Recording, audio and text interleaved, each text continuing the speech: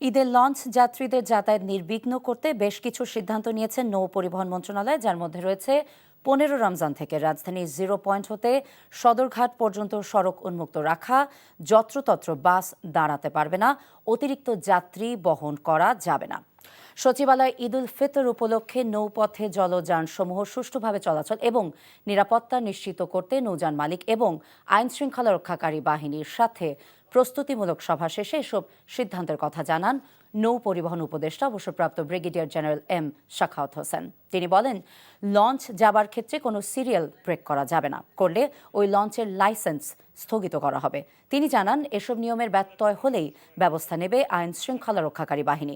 কোনো বাহিনী অহেতুক লঞ্চে তল্লাশি করতে পারবে না, করলে তদন্ত করে ব্যবস্থা নেওয়া হবে। নির্ধারিত ভাড়ার উপরে কোনো ভাড়া নেবেন না, বা ঈদের এই 15 তারিখ থেকে নির্ধারিত ভাড়া হবে, ওটা ওনারা আজকের থেকে বা কালকের থেকে টাঙিয়ে রাখবেন।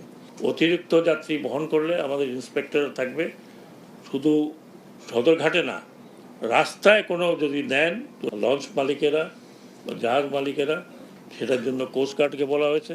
কোনো পুলিশ, নৌ পুলিশ অথবা র্যাব অথবা কোস্টগার্ড অহেতুক কোনো লঞ্চে উঠে তল্লাশি শুরু করবেন না।